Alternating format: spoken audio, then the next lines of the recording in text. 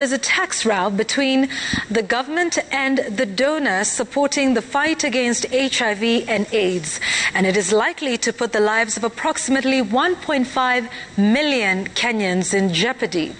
Life-saving drugs, commonly known as ARVs, worth 2.1 billion shillings, are lying at the port of Mombasa over failure to pay taxes as both the government and the donor agency, USAID, grumble over who needs to pay. Citizen TV had a sit-down with one Kenyan who explains the impact of such a disagreement for those living with HIV. 58-year-old Eric Okioma is one among millions in Kenya who depend on these life-saving drugs, the antiretrovirals, to keep going. For over 3 decades, he has adhered to his medication without fail. But recent events regarding the drugs are becoming a cause of concern. There are some medicines which are not there, or there are very few, and now there is that rationing. Eric would receive his medication quarterly. This time, he only received enough to last him 6 weeks. The situation is even more dire for children living with HIV. Mtoto mdogo wanachukua dawa ya mtu mzima, alafu anakata, wanasiaga, alafu wanampatia. Mimi si mtu wa pharmacy mwenye nikikata dawa nitajua ati nimempea dosi ya kutosha. Sadly, it is not that the drugs are unavailable. A 2.1 billion shillings consignment with a life-saving commodity is stuck at the port of Mombasa. Reason?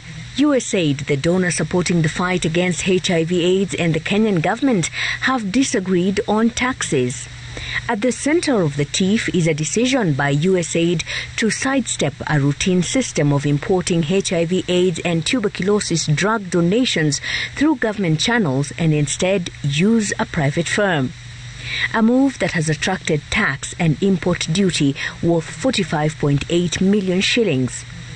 A bill that the government finds difficult to waive, citing audit queries. The Ministry of Health must move in very fast to clear operational issues, because operational issues are within the capacity of the ministry to sort out. If the donors have pinpointed a weakness in our country, we should accept, because if we are left alone to handle these things, we are not able as a country. In a letter dated 20th of January this year from the US-funded organization to the Ministry of Health, USAID raised concerns over challenges in obtaining import permits from the Pharmacy and Poisons Board for delivery of the health supplies meant for the war against HIV/AIDS and tuberculosis. The agency requested for assistance from the ministry to acquire tax and duty waivers, specifically VAT, railway development levy, and import declaration fees. In response, the ministry asked USAID to change the consignee of the drugs from the current private company to government, so the drugs come in without attracting taxes. The consignment has items including those for viral load monitoring, HIV testing, treatment and prevention, laboratory reagents for diagnosis and monitoring of treatment. Despite the government this evening agreeing to waive the tax so it can deliver the drugs, USAID says they will not hand over the drugs to government and instead distribute them through a private company against government laws. A report released by the Ministry of Health year 2020 shows approximately 1.5 million Kenyans are living with the HIV/AIDS virus.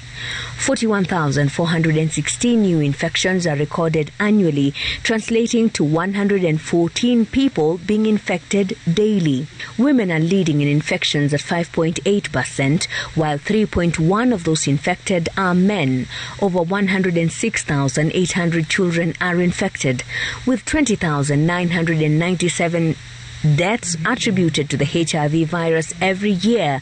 Homa Bay County leads at 18.5% prevalence, Kisumu 17.3%, Siaya 16.2%, and Migori at 11.8%. Statistics that may rise if the infected do not have access to their drugs to boost immunity and prevent diseases such as tuberculosis, which lead them to an early grave. Mashirima Kapombe, Citizen TV.